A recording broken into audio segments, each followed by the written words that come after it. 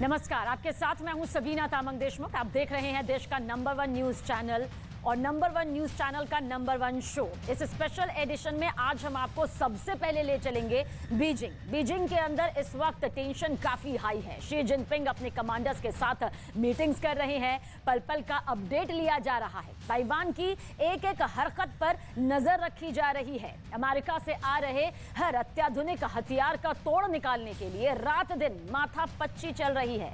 कैसे बीजिंग से लेकर वॉशिंगटन तक के ताइवान के नए हथियारों को लेकर युद्ध का तनाव बरकरार है, देखिए हमारी स्पेशल रिपोर्ट के जरिए।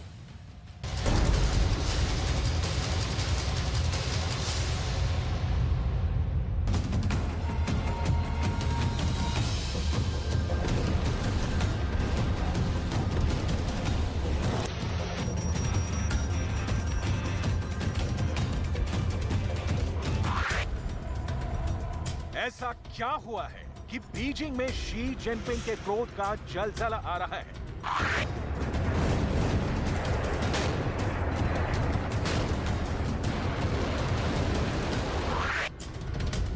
आखिर अमेरिका ने ऐसा क्या किया है कि शी जिनपिंग सीधे वॉशिंगटन फोन मिलवा रहे हैं? बीजिंग से वॉशिंगटन में आखिर किसको आदेश दिए जा रहे हैं?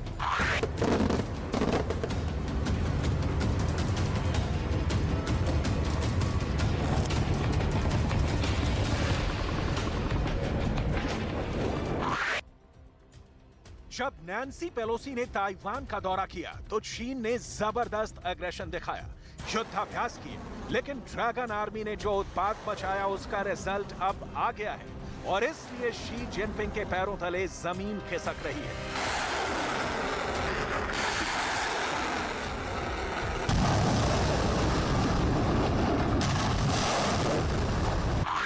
चीन की सारी चालबाजियां और बयानबाजियों की धज्जियां अमेरिका के एक फैसले ने उड़ा दी है और अब शी जिनपिंग के दिमाग में रह रहकर बस एक ही शब्द कौंध रहा है, प्रतिशोध और सिर्फ प्रतिशोध।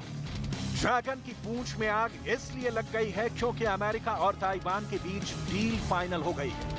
पेंटागन ने कहा है कि अमेरिका के विदेश विभाग ने ताइवान को $1.1 बिलियन से ज्यादा की संभावित हथियारों की बिक्री को मंजूरी दे दी है,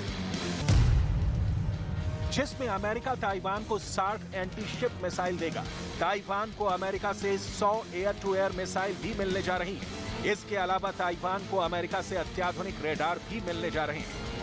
ये सारे ऐसे एडवांस वेपन हैं जो अगर निशाने पर लग जाएं तो ड्रैगन आर्मी के युद्ध के मैदान से पांव उखड़ जाएंगे। अमेरिका के ये बड़े बड़े हथियार जिनपिंग का घमंड मिट्टी में मिलाने की कुव्वत रखते हैं।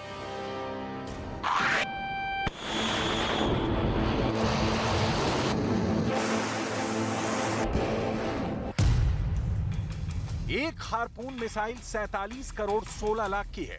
इस तरह 60 हार्पून मिसाइलें 2830 करोड़ की हैं, जो अब ताइवान को मिलने जा रही हैं। एक AIM-9X block sidewinder air to air missile 6 crore 42 lakh रुपए की है। इस तरह 100 साइड वाइंडर मिसाइलें 682 करोड़ 33 लाख रुपए की हैं। और अमेरिका ने जो रडार ताइवान को दिए हैं उसकी कीमत 5221 करोड़ रुपए है। यहां नोट करने वाली सबसे अहम बात यह है कि अमेरिका ने ताइवान को 5000 करोड़ का रडार सिस्टम दिया है, जो चीन के किसी भी विमान के ताइवान की एयर बाउंड्री में घुसते ही खबर कर देगा। यानी जिनपिंग अपने सरकारी मीडिया के माध्यम से चाहे कितनी ही बड़ी बड़ी चीजें हाँक दें, लेकिन सच्चाई यह है कि ताइवान का सुरक्षा चक्र ताइवान ने इतना मजबूत कर दिया है कि जिनपिंग गोद से उबल रहे हैं। कैसे? जरा ग्लोबल टाइम्स में छपा ये कार्टून देखिए। एक गड्ढे के अंदर जाते हुए एक अमेरिकन के आंख पर पट्टी बांध दी गई है और पीछे चलते हुए ताइवान की राष्ट्रपति को दिखाया गया है। मतलब चीन ये समझाना चाहता है कि अमेरिका के चक्कर में ताइवान गड्ढे में गिरेगा। ये ताइवान पर शी जिनपिंग का बौद्धिक वार है, लेकिन असलियत ये है कि ताइवान के साथ अमेरिका की जो डील हुई है उसके बाद शी जिनपिंग बहुत ज्यादा दबाव में आ गए हैं। आखिर क्यों? ये जानने के लिए आपको अमेरिका की राजधानी वॉशिंगटन में मौजूद चीन के दूतावास के प्रवक्ता के ये बयान देखने होंगे। हथियारों की इस डील के बाद चीन के दूतावास के प्रवक्ता लिए पेंगयू ने एक के बाद एक 5 ट्वीट कर दिए हैं और इन ट्वीट में लिखा है,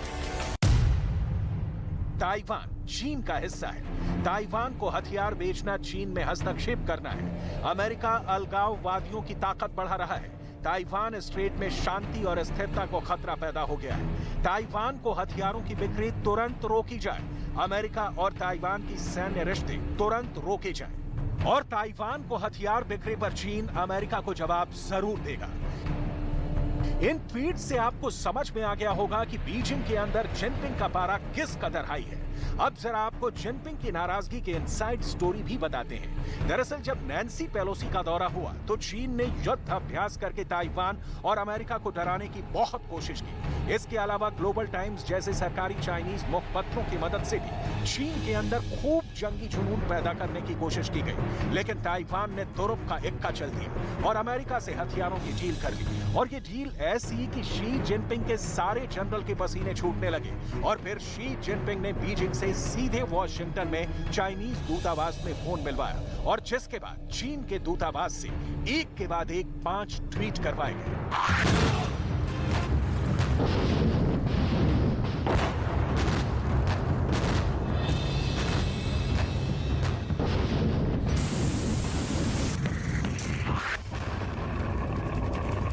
अब जरा ये भी समझ लीजिए कि आखिर बीजिंग के अंदर जलजला क्यों उठा है।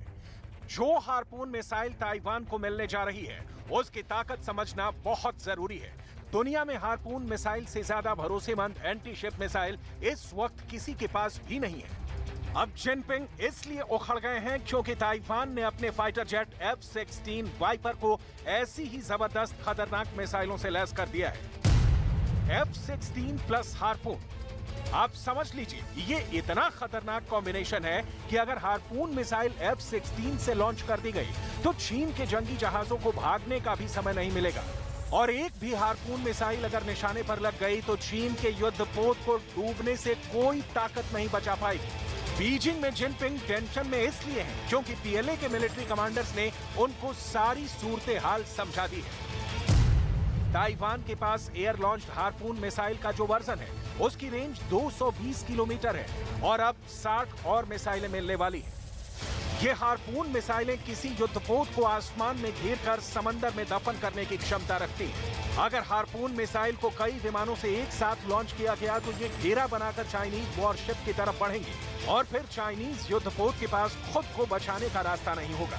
ये मिसाइल समंदर से चंद मीटर ऊपर से गुजरते हुए दुश्मन के जहाज पर अटैक करती है। ऐसे में इस मिसाइल को ट्रैक करना और उसे एयर डिफेंस के जरिए खत्म करना चीन के लिए बहुत मुश्किल है।的情况其实大家一点都不紧张，因为我们平时的训练就是为了全天候的24小时的飞弹的发射做准备。那当共军他们有这个动作的时候，其实我们都已经做好准备。सात हार्पून के अलावा ताइवान को 100 मिसाइलें एयर टू एयर मिल रही हैं। ये F-16 का दूसरे लेवल का बेहद खतरनाक हथियार है। नाम है साइड वाइंडर मिसाइल। ये साइड वाइंडर मिसाइल 3 मीटर लंबी होती है। ये 85 किलो की मिसाइल है और किसी भी क्लोज कॉम्बैट में यानी आमने सामने की जंग में ये साइड वाइंडर दुनिया की सबसे खतरनाक मिसाइल मानी जाती है। AIM-9X यानी air intercept missile 9X side winder missile की रेंज 35 किलोमीटर तक होती है। चाहे एमरम हो या फिर साइड वाइंडर, आज अमेरिका के बेहतरीन से बेहतरीन जहाज इन्हीं दोनों मिसाइलों से लैस है। F-16 से लेकर स्टेल्थ जेट F-22 और F-35 भी इन्हीं दोनों मिसाइलों से शिकार करने के लिए तैयार किए गए हैं। कहा जाता है कि एक बार ये मिसाइल टारगेट पर फायर कर दी जाए तो नतीजा फाइटर जेट का खात्मा ही होता है। चीन बिल्कुल नहीं चाहेगा कि उसका ताइवान के F-16 वाइपर जेट से मुकाबला हो, क्योंकि चीन किसी भी सूरत में ताइवान जैसी छोटी ताकत से मार खाता हुआ नहीं देखना चाहेगा। ताइवान दुनिया के कुछ चुनिंदा एयरफोर्स में से एक है जो अमेरिका से मिले इस बहुत ही घातक जहाज से लैस है और अब 60 हार्पून और 100 एयर विंडर मिसाइलों ने ताइवान की ताकत को और बढ़ा दिया है। चीन के पास नाम के लिए तो बड़े बड़े फाइटर जेट हैं, लेकिन एयर कॉम्बैट में तकनीक ताइवान के पक्ष में नजर आती है। शी जिनपिंग अमेरिका से भी बड़ी महाशक्ति बनने का ख्वाब देखते हैं, लेकिन अब जिनपिंग को डर लग रहा है कि कहीं ताइवान ही ना चीन को जंग के मैदान में पीट दे। चीन को अमेरिका के हथियारों के सामने अपनी कमतरी का अंदाजा है, लेकिन फिर भी दहाड़ने में चीन कोई कमी नहीं करना चाहता है। चीन के अखबार ग्लोबल टाइम्स में रोज एक नए अंदाज में ताइवान और अमेरिका को धमकी दी जाती है। चीन ने ग्लोबल टाइम्स के माध्यम से ये दावा किया है कि अमेरिका ने ताइवान स्ट्रेट में जो युद्धपोत भेजे हैं वो काफी पुराने हैं और अमेरिका ने पुराने युद्धपोत इसलिए भेजे हैं क्योंकि वो चीन को ज्यादा नाराज नहीं करना चाहता है। चीन के रणनीतिकारों की तरफ से ये बड़ी बड़ी बातें भी की जा रही हैं कि वो ताइवान की हवाई पट्टियों को पहले ही बर्बाद कर देगा। जब F-16 उड़ान ही नहीं भरेंगे तो वो बेकार साबित हो जाएंगे। शी जिनपिंग ने अपनी ब्रांडिंग करने के लिए एक झूठा सर्वे भी चीन के अखबारों में पब्लिश करवाया। सर्वे के मुताबिक ताइवान के सिर्फ 53% लोग ही चीन के खिलाफ लड़ने के लिए तैयार होंगे। ताइवान के 56% लोगों को लगता है कि अगर चीन ने हमला किया तो अमेरिका मदद नहीं करेगा। जून में ऐसे ही एक चाइनीज सर्वे ने खुद ही दावा किया था कि ताइवान के 51% लोग मानते हैं कि अगर चीन से युद्ध हुआ तो ताइवान 100 दिनों तक भी जिंदा नहीं रह सकेगा। इस तरह के झूठे सर्वे छापकर शी जिनपिंग चीन के अंदर अपना माहौल बनाने में लगे हुए हैं। एक और आंकड़ा चीन में खूब बढ़ा चढ़ाकर दिखाया जा रहा है कि पिछले 6 सालों में ताइवान की सेना के अंदर 20 दुर्घटनाएं हुई हैं, जिसमें 28 लोगों की मौत हुई है। कुल मिलाकर शी जिनपिंग अब भी इन्हीं ख्याली पुलाव में है कि ताइवान की आर्मी कमजोर है और वो ताइवान का चीन में विलय करवाने में कामयाब हो सकते हैं। ड्रैगन के वॉर लैब में ताइवान युद्ध का नया ब्लूप्रिंट तैयार हो गया है। शी जिनपिंग ने युद्ध की रणनीति बदल दी। अब चीन नए हथियार से युद्ध लड़ने वाला है, एक ऐसा हथियार जिससे अमेरिका भी खौफ खाता है, जो जापान को बहुत डराता है। ड्रैगन का ये नया हथियार ड्रोन है। चीन कैसे ड्रोन युद्ध की तैयारी कर रहा है? चीन के ड्रोन से निपटने के लिए ताइवान क्या तैयारी कर रहा है? ड्रैगन की ड्रोन स्ट्राइक आखिर कितनी घातक साबित होने वाली है? इस स्पेशल रिपोर्ट के जरिए आप ये जरूर देखें।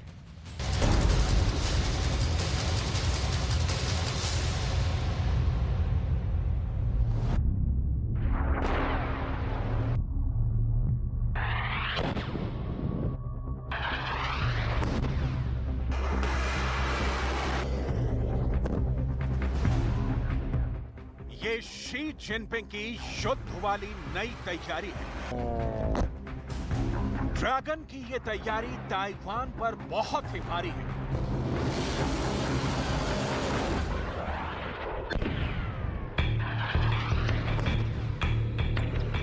क्योंकि युद्ध के मैदान में चीन अपने दुश्मनों पर बारूद बरसाने के लिए ऐसे तैयार हो गया है।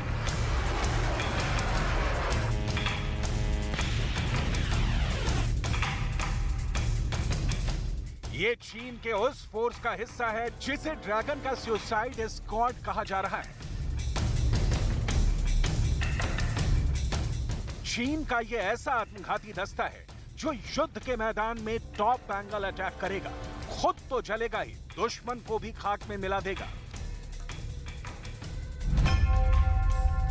सवाल है, क्या चीन ताइवान के साथ नए हथियार से युद्ध करेगा? क्या ताइवान के फाइटर नहीं बचेंगे? चीन के गिद्ध कैसे नोच खाएंगे?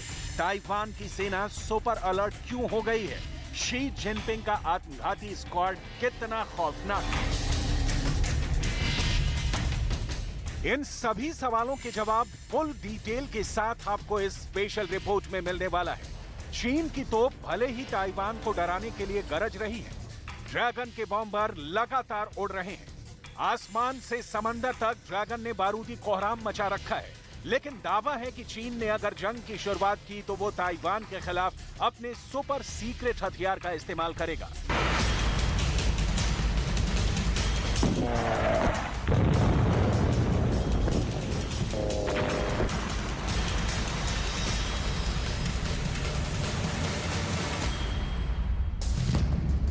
चीन का सुपर सीक्रेट हथियार, जिसके बारे में दुनिया बहुत कम बातें जानती है।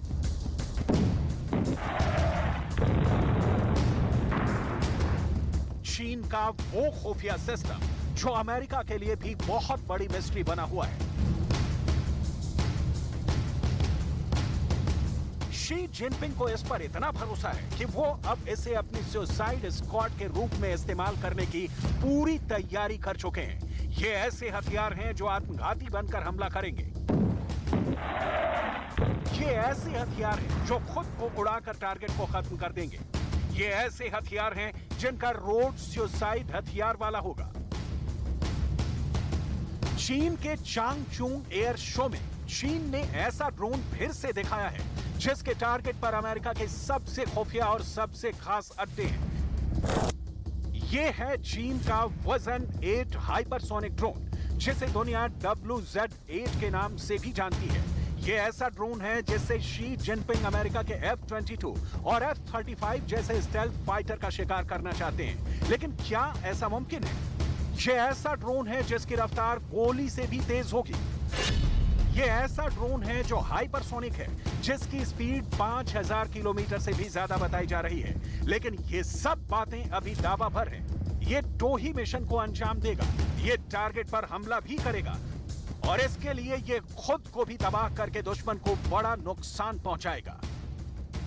दुनिया भर के मिलिट्री एक्सपर्ट इस हाइपरसोनिक को अमेरिका के स्टेल्थ विमानों के लिए सबसे बड़ा खतरा बता रहे हैं। चांगचून एयर शो में सबसे ज्यादा चर्चा इसी हाइपरसोनिक ड्रोन को लेकर है।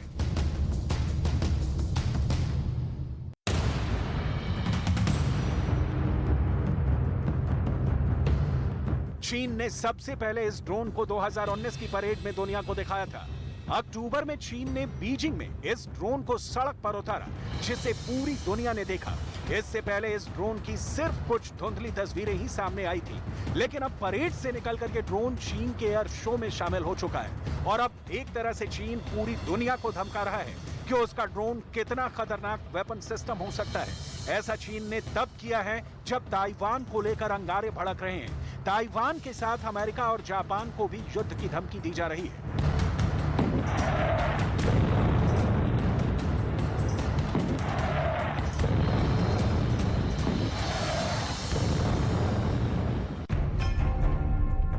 इसमें पहला है वेंग लूंग 1, जो 200 किलो बारूद गिराने में सक्षम है।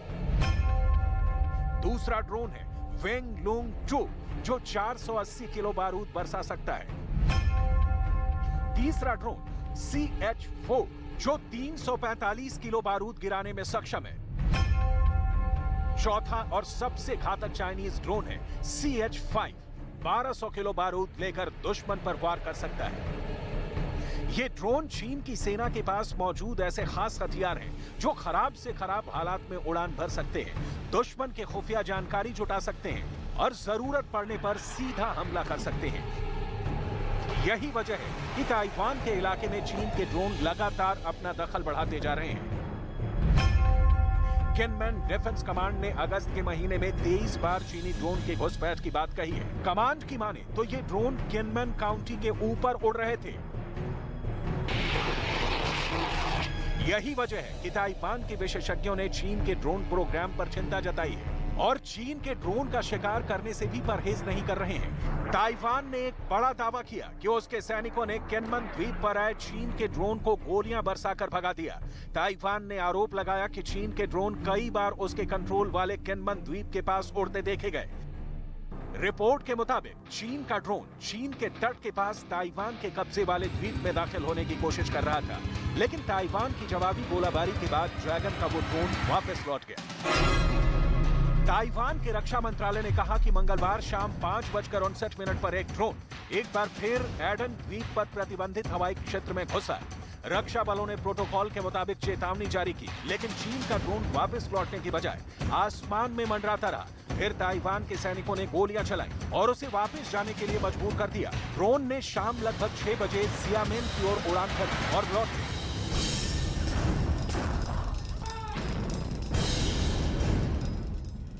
ऐसा पहली बार हुआ है जब ताइवान ने वार्निंग शॉट दागे। 中共的无人机它进入我的空域时，那么我们除了严密的来监控、掌握它的动态之外，并且会提升防空飞弹的警戒姿态，来遂行追踪的监视。但是若驱离无效的时候，我们判其对我造成威胁时，我们将按照程序来实施接战的航击，并且依例来遂行自卫权反击。谢谢。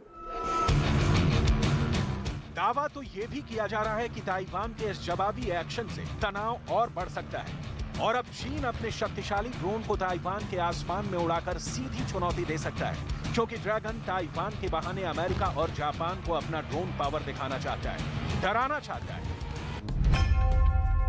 अमेरिका के पास MQ-9 रिपर ड्रोन है जो 1700 किलो बारूद लेकर हमला कर सकता है, 1850 किलोमीटर की रेंज तक अटैक कर सकता है। वहीं चीन के CH-5 रेनबो ड्रोन जो 1200 किलो पेलोड के साथ 2000 किलोमीटर की रेंज तक मार कर सकता है।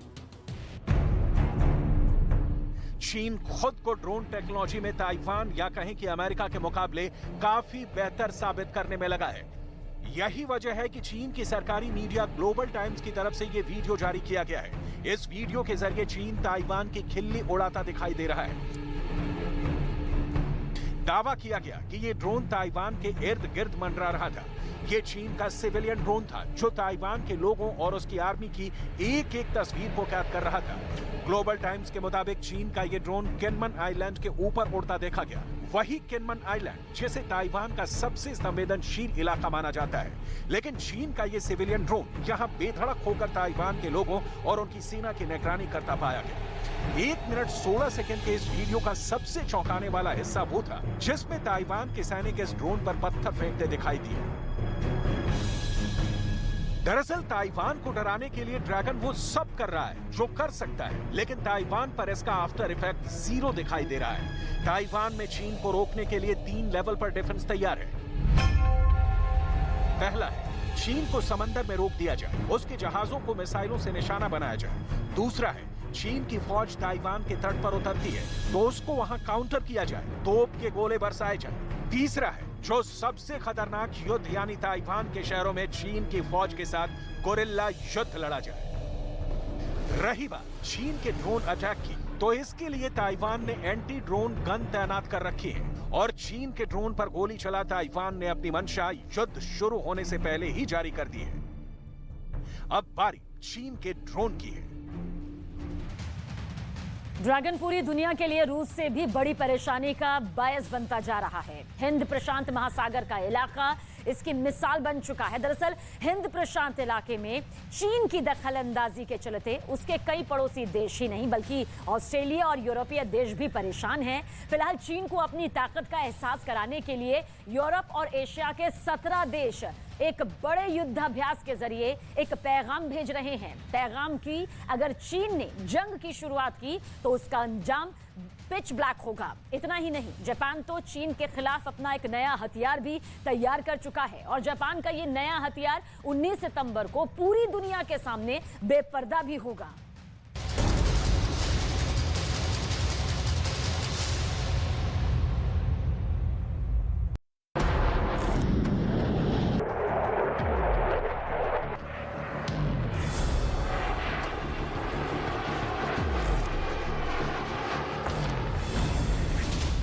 वॉर ड्रिल से दहल जाएगा ड्रैगन।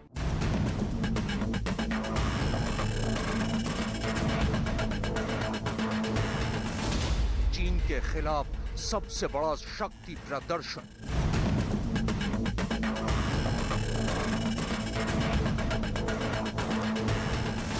चीन के खिलाफ सबसे बड़ा युद्धाभ्यास।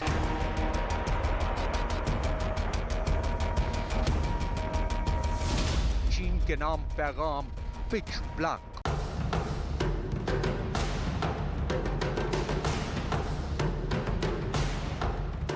टरमैक पर अलग अलग देशों के खड़े एक से बढ़कर एक लड़ाकू विमान, रनवे पर उड़ान भरने के लिए तैयार होते जंगी जहाज या फिर रात के अंधेरे में परवाज भरते लड़ाकू विमान। ये तमाम तस्वीरें देखकर कोई भी दहल सकता है।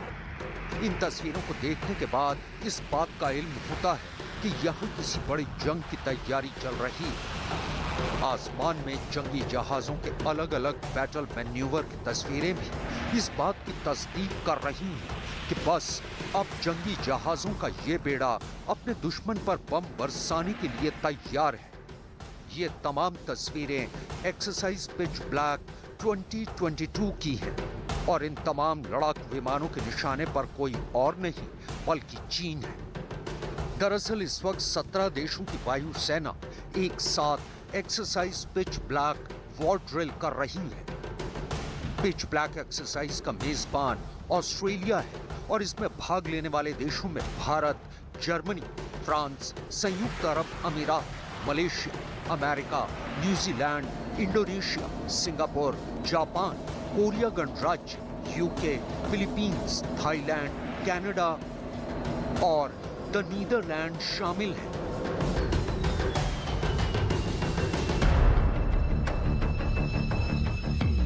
ये पहला मौका है जब जापान, जर्मनी और कोरिया गणराज्य,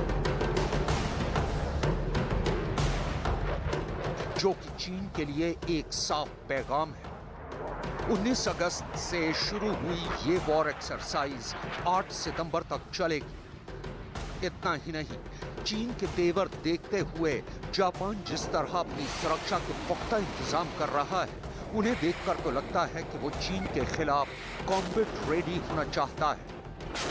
जापान हाइपरसोनिक मिसाइलें विकसित करने का ऐलान तो पहले ही कर चुका है, लेकिन अब उसकी JSDF यानी Japan air self defence force भी चीन को करारा जवाब देने की तैयारियों में जुटी हुई है। आइए अब आपको वो तस्वीरें दिखाते हैं जिन्हें देखकर आपको यकीन आ जाएगा कि जापान की वायु सेना ने चीन के खिलाफ अपने किस हथियार को तैयार किया है। ये JASDF यानी Japan air self defence force के F-15J फाइटर जेट की तस्वीर है। जापान ने खास तौर पर अपने इस फाइटर जेट को 19 सितंबर से कोमैत्सु एयर फेस्टिवल के लिए तैयार किया है। मौका इतना खास है, लिहाजा जापान की वायु सेना ने अपने इस खास फाइटर जेट के पहले लुक की तस्वीर को एक तस्वीर के जरिए अपने ऑफिशियल ट्विटर हैंडल पर पोस्ट किया है। खबर के मुताबिक JASDF ने इसे हॉलीवुड की superhit movie top gun Maverick का लुक दिया है। सिर्फ लुक ही नहीं, बल्कि इस फाइटर जेट पर सीरियल नंबर 528951 भी वही लिखा गया है, जिस लड़ाकू विमान को superstar Tom cruise film top gun Maverick में पीट मैवरिक मिचेल के किरदार में उड़ाते नजर आए थे। फिलहाल F-15J फाइटर जेट को जापान एयरफोर्स की 306 हिकोटाई गोल्डन ईगल स्क्वाड्रन इस्तेमाल कर रही है और अपने ऑफिशियल ट्विटर हैंडल पर इस फाइटर जेट को लेकर एक छोटा सा वीडियो और एक कैप्शन भी पोस्ट किया है। Mavericks beloved machine to Japan. Find out the truth at the Komatsu Air Festival. यानी जापान के लिए मेवरिक की प्यारी मशीन कोमैत्सु एयर फेस्टिवल में हकीकत जानिए। JASDF यानी Japan air self defence force के मुताबिक F-15 जापान का टॉप गन फाइटर जेट है और जापान की वायुसेना इसे आसमान में अपना सबसे मजबूत हथियार भी मानती है। लिहाजा चीन के खतरे को देखते हुए जापान ने अपने F-15 फाइटर जेट को अपग्रेड करने का फैसला किया है।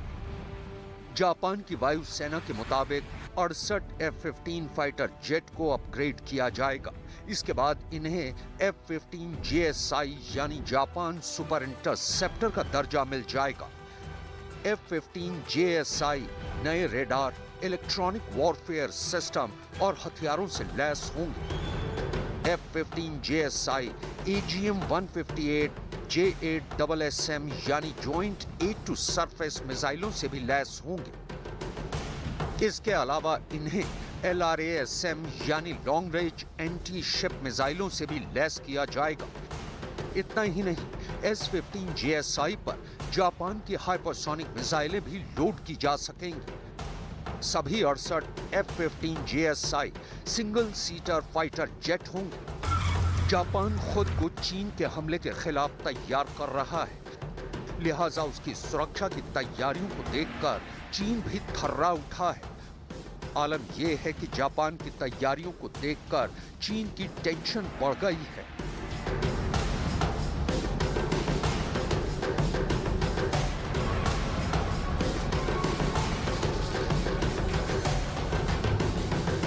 一段时间以来，日方反复炒作中国威胁，不断放风发展导弹计划和所谓的反击能力，是在为打造进攻性军事力量制造借口。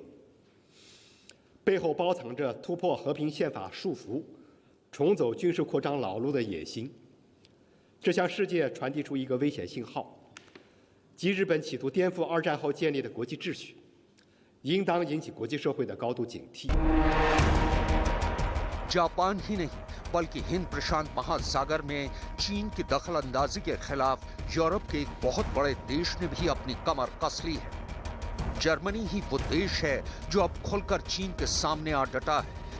चीन को कड़ा पैगाम देने के लिए जर्मनी ने न सिर्फ पहली बार ऑस्ट्रेलिया में चल रही पिच ब्लैक एक्सरसाइज में हिस्सा लिया, बल्कि अब चीन के खिलाफ तैयारी भी शुरू कर दी है।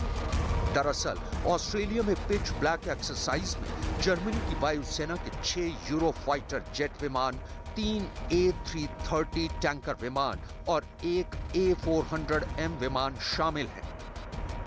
दरअसल इंडो पैसिफिक इलाके में चीन की बढ़ती दादागिरी के चलते जर्मनी ने अपनी रणनीति में बहुत बड़ा बदलाव किया है और अपनी इस नई विदेश नीति के तहत 2021 में जर्मनी का एक जंगी जहाज 2 दशक के बाद पहली बार दक्षिणी चीन सागर से गुजरा था। दरअसल यूरोप के बाहर जर्मनी का सबसे बड़ा निर्यात बाजार एशिया है। यूरोप और इंडो पैसिफिक की अर्थव्यवस्थाएं वैश्विक सप्लाई चेन से जुड़ी हुई हैं। इसके अलावा हिंद महासागर, दक्षिण चीन सागर और प्रशांत महासागर इलाके में प्रमुख व्यापारिक मार्ग हैं। इतना ही नहीं, दुनिया का 25% समुद्री व्यापार मलक्का स्ट्रेट से होता है। जंग के सूरत हाल में हिंद महासागर और दक्षिण चीन सागर के बीच हर दिन 2000 से ज्यादा जहाजों के परिवहन में रुकावट आएगी। जर्मनी का यह भी मानना है कि हिंद प्रशांत इलाके में चीन की दखलंदाजी से जर्मनी की सुरक्षा पर सीधा असर पड़ेगा। लिहाजा जर्मनी साफ कह चुका है कि हिंद प्रशांत महासागर इलाकों में सुरक्षा और शांति बहाल करने के लिए वो भारत और जापान के साथ मिलकर काम करेगा। मतलब साफ है कि जर्मनी का हिंद प्रशांत महासागर में ये स्टैंड एक बड़ा गेम चेंजर साबित होगा। जर्मनी के इस रुख से भी चीन परेशान है। 一段时间以来，日方反复炒作中国威胁，不断放风发展导弹计划和所谓的反击能力，是在为打造进攻性军事力量制造借口，背后包藏着突破和平宪法束缚、重走军事扩张老路的野心。这向世界传递出一个危险信号。 सिर्फ जर्मनी और जापान ही नहीं बल्कि प्रशांत महासागर में चीन की दखल अंदाजी के चलते उसके कई पड़ोसी देश परेशान हैं। लिहाजा अब ड्रैगन की नकेल कसने के लिए जापान तैयार हो चुका है। चीन को सबक सिखाने के लिए जापान अपनी सैन्य क्षमता को बढ़ाने में जुटा है।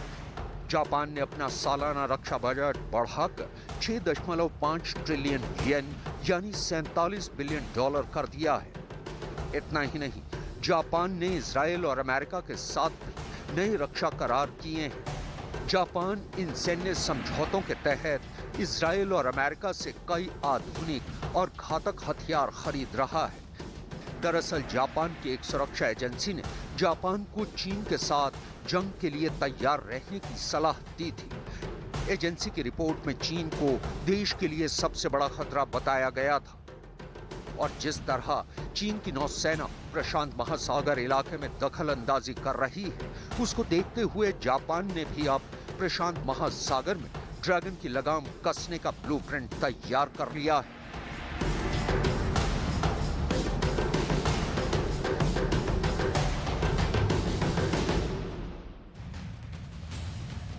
और इस वक्त चीन की राजधानी बीजिंग में बहुत हलचल है। शी जिनपिंग की सेना के कमांडर बहुत एक्टिव हैं। इस बीच ताइवान पर चीन के कब्जे की बदली हुई रणनीति की रिपोर्ट्स भी सामने आ रही है। कहा दरअसल जा रहा है कि ताइवान पर सीधे हमले की रणनीति चीन ने छोड़ दी है। अब शी जिनपिंग ताइवान को नई रणनीति से कुचलने की कोशिश में जुट गए हैं। शी जिनपिंग की न्यू स्ट्रेटेजी पहले वाली से भी ज्यादा खतरनाक है। इस रिपोर्ट में देखिए चीन के लैब में कैसे हो रहा है नई रणनीति पर काम, प्रयोगशाला में कैसे हो रही है युद्ध की तैयारी।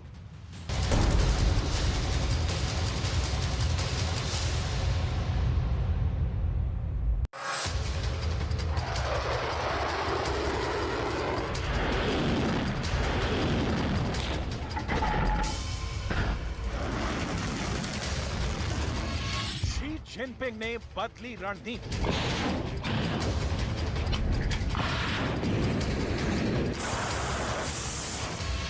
ताइवान पर नहीं करेगा सीधा हमला।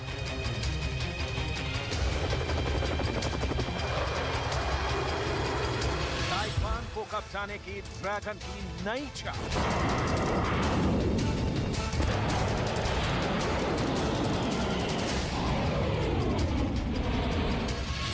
मैदान में नहीं, चीन की लैब में युद्ध की तैयारी।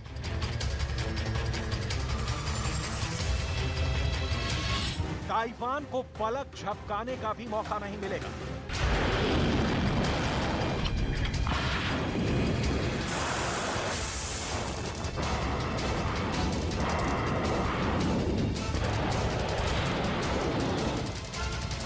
चीन का बिच्छू प्लान रेडी।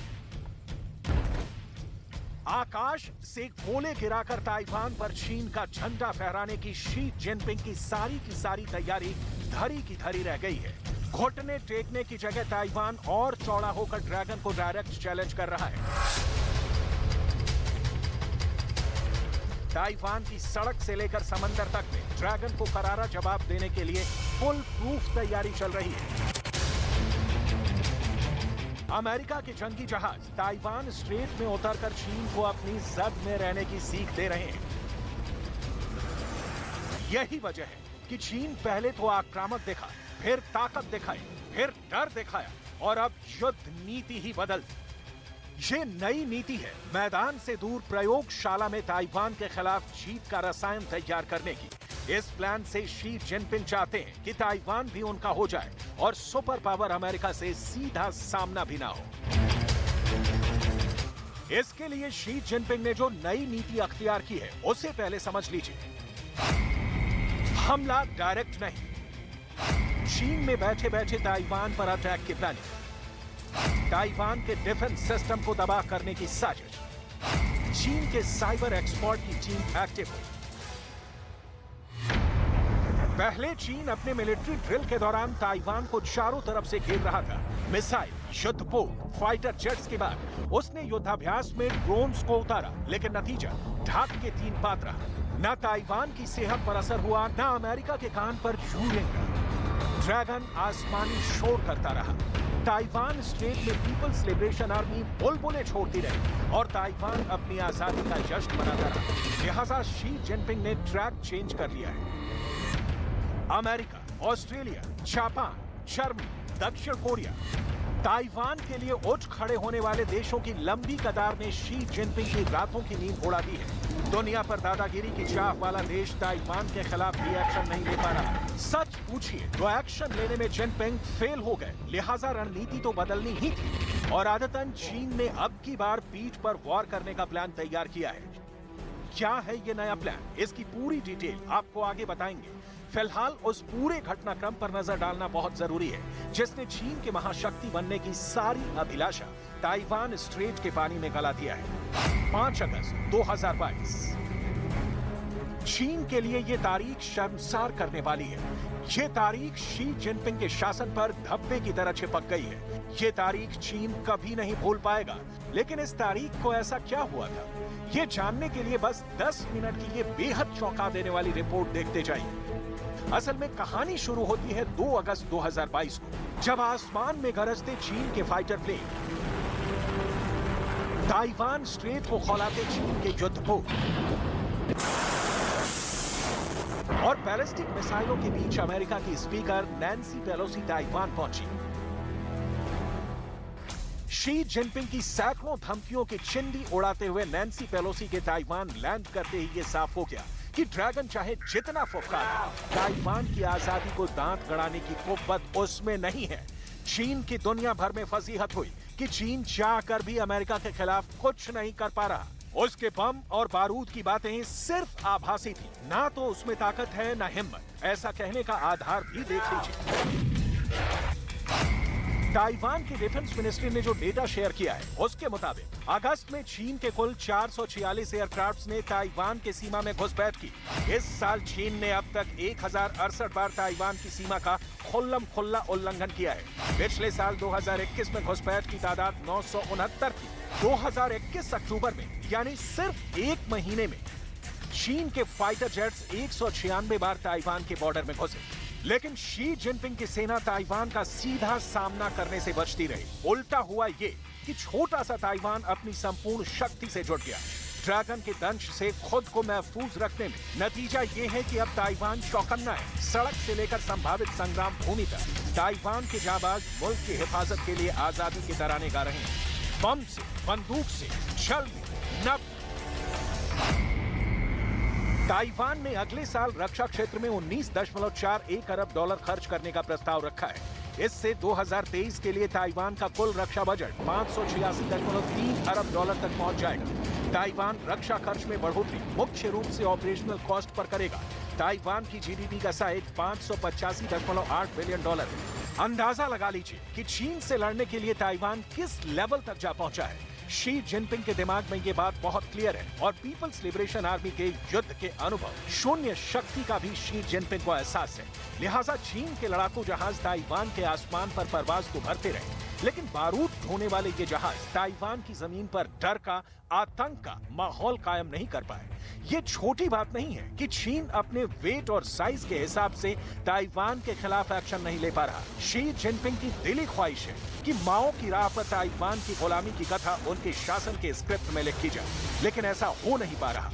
तो अब शी जिनपिंग ने गियर चेंज कर दिया है, जो मैदानी जंग से भी ज्यादा खतरनाक है। शी जिनपिंग की ताइवान को लेकर नई रणनीति को आपको विस्तार से बताते हैं।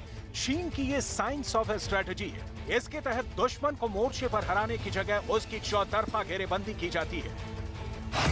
दुश्मन देश के खिलाफ इस नीति को स्ट्रेटेजिक ब्लॉकेड यानी रणनीतिक घेराबंदी कहा जाता है। इस रणनीति के तहत शी जिनपिंग ने ताइवान को कुचलने का जो प्लान बनाया है उसके तहत नंबर 1, दुश्मन देश की अर्थव्यवस्था पर अटैक। ताइवान की बढ़ती अर्थव्यवस्था ही असल में उसके ताइवान की आजादी का मूल है और चीन ताइवान की अब इसी ताकत पर चोट कर रहा है।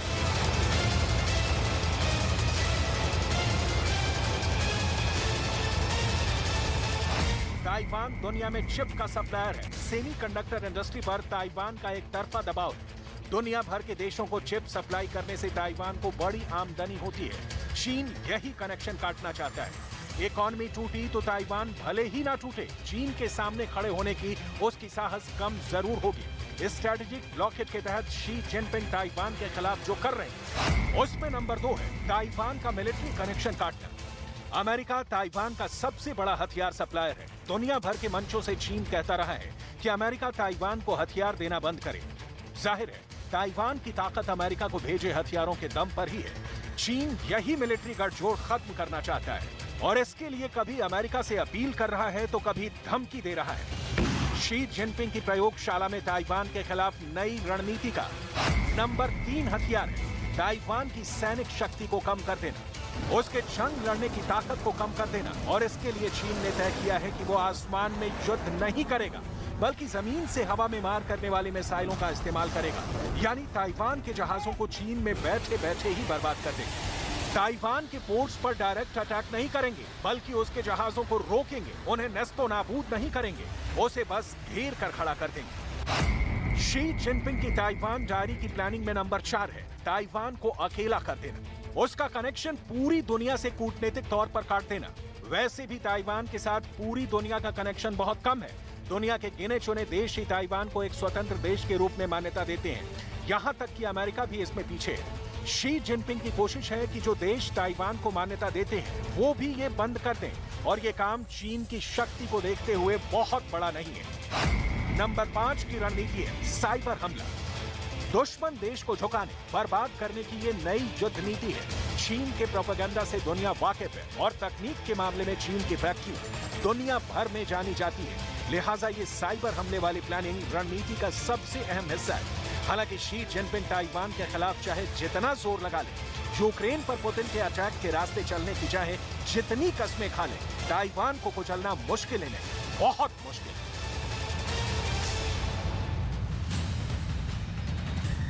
रूस यूक्रेन की जंग का अंत आखिर क्या है? क्या न्यूक्लियर बम से होगा?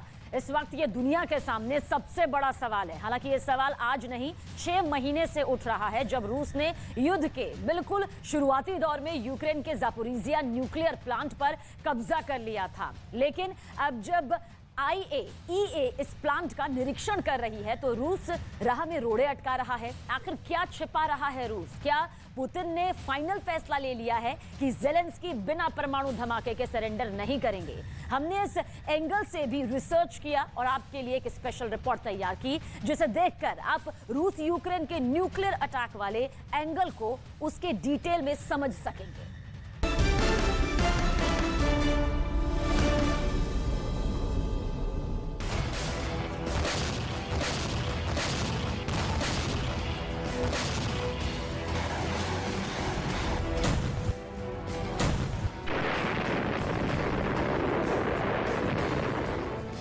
क्या रूस यूक्रेन जंग का द एंड न्यूक्लियर धमाके से होगा?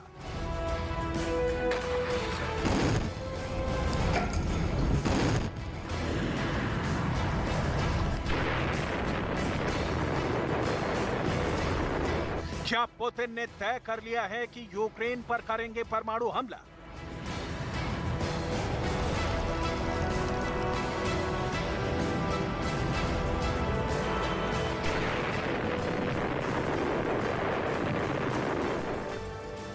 क्या न्यूक्लियर ब्लास्ट ही बचा है आखिरी ऑप्शन?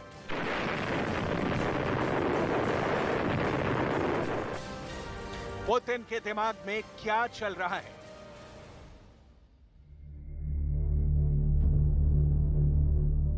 ज़ेलेंस्की की सेना न्यूक्लियर अटैक से यूक्रेन को बचा पाएगी?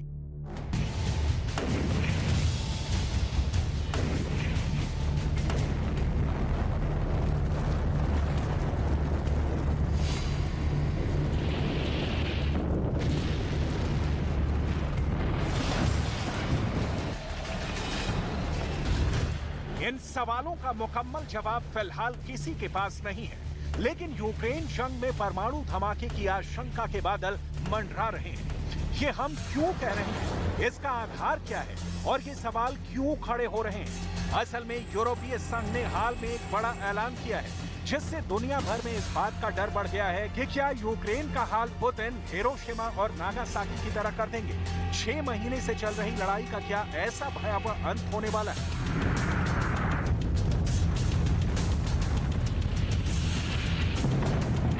यूरोपीय संघ ने परमाणु रेडिएशन से बचाने के लिए यूक्रेन को पोटेशियम आयोडाइड की 55 लाख गोलियां भेजने की घोषणा की। इनमें से 5 लाख डोज ऑस्ट्रेलिया और 50 लाख यूरोपीय संघ दे रहा है। इन गोलियों की कीमत करीब 5 लाख यूरो यानी लगभग 4 करोड़ रुपए। यूरोपीय संघ ये गोलियां यूक्रेन को फ्री में दे रहा है। सवाल है, न्यूक्लियर रेडिएशन से बचने के लिए यूक्रेन को ये गोलियां क्यों खानी चाहिए? जवाब है यूक्रेन का ज़ापोरिजिया प्लांट, जहां इस वक्त संयुक्त राष्ट्र के निरीक्षण करने के लिए अंतर्राष्ट्रीय परमाणु ऊर्जा एजेंसी की टीम पहुंची है। IAEA के प्रमुख राफेल ग्रॉसी के नेतृत्व में 13 सदस्यीय टीम परमाणु ऊर्जा संयंत्र की जांच कर रही है। I think when you have I didn't need to come here to worry about the plant. I worried, and I will continue to be worried about the plant until we have a situation which is more stable, which is more predictable. It is obvious that the plant and the physical integrity of the plant has been violated several times by chance, by deliberation. We don't have the elements to assess that, but this is a reality that we have to recognize, and this is something that cannot continue to happen. ज़ैपोरिजिया को लेकर रूस Ukraine के war पलटवार के विस्तार में चर्चा करें, उसके पहले इस परमाणु प्लांट के बारे में आपको जरूर जान लेना चाहिए। यूरोप का ये सबसे बड़ा न्यूक्लियर प्लांट ज़ैपोरिजिया नीपर नदी के तट पर है, जो विवादित डॉनबास क्षेत्र से सिर्फ 200 किलोमीटर दूर है। कीव से इस प्लांट की दूरी करीब 557 किलोमीटर है और इस प्लांट से अगर रेडिएशन होता है तो इसका असर सिर्फ यूक्रेन में नहीं, रूस में, बेलारूस में, पोलैंड में भी होगा। ज़ैपोरिज़िया की शक्ति को समझते हुए युद्ध के बिल्कुल शुरुआत में ही रूस की सेना ने इस प्लांट पर कब्जा कर लिया था और तब से अब तक इस न्यूक्लियर प्लांट को लेकर पूरी दुनिया में आशंका घिरी हुई है। इस आशंका को देखते हुए यूक्रेन के राष्ट्रपति ज़ेलेंस्की ने दुनिया से मदद करने की अपील की है। ज़ेलेंस्की ने आशंका जताई है कि रूस की सेना के गलत एक्शन से अगर न्यूक्लियर प्लांट के रिएक्टर्स ठप हुए तो फिर यूरोप में बड़ी तबाही आने से कोई नहीं बचा सकेगा। इंटरनेशनल एटॉमिक एनर्जी एजेंसी के अधिकारी ज़ैपोरिज़िया प्लांट की सुरक्षा के उपाय सुनिश्चित करवाएं। ज़ैपोरिज़िया को लेकर रूस का कहना है कि किसी चिंता की बात नहीं है, प्लांट बिल्कुल सुरक्षित है और रूस की सेना के पहरे में है। यही वजह है कि रूस ने IAEA की टीम का भी प्लांट के दौरे पर विरोध किया ताकि IAEA की टीम प्लांट तक नहीं पहुंच सके, लेकिन रूस इस टीम को रोक नहीं पाया। Сподіваємось, що місія все ж зробить об'єктивні висновки з обставин на станції. Під управлінням наших спеціалістів понад 3 десятиліття перебувають 5 об'єктів. Чорнобильська станція, 4 діючі АЕС. До діяльності жодного з цих об'єктів у МАГАТЕ ніколи не було зауважень, поки Росія не вдерлася на нашу територію і не принесла сюди своє божевілля. Коли нарешті з території Запорізької АЕС вийдуть російські військові, ज़ेलेंस्की की अपील और रूस की रोक का किस्सा आगे दिखाएंगे। इससे पहले इस प्लांट की कुछ और डिटेल समझनी बहुत जरूरी है। ज़ैपोरिज़िया परमाणु ऊर्जा संयंत्र यूक्रेन में 4 ऑपरेटिंग NPP में से एक है और 1984 से एक्टिव है। ये यूक्रेन के सभी NPP के प्रोडक्शन का कुल बिजली का करीब 40% और यूक्रेन के सालाना बिजली प्रोडक्शन का 5वें हिस्से का योगदान करता है। ज़ैपोरिज़िया NPP में 6 प्रेशराइज्ड वाटर रिएक्टर इकाइयां शामिल हैं, जिनमें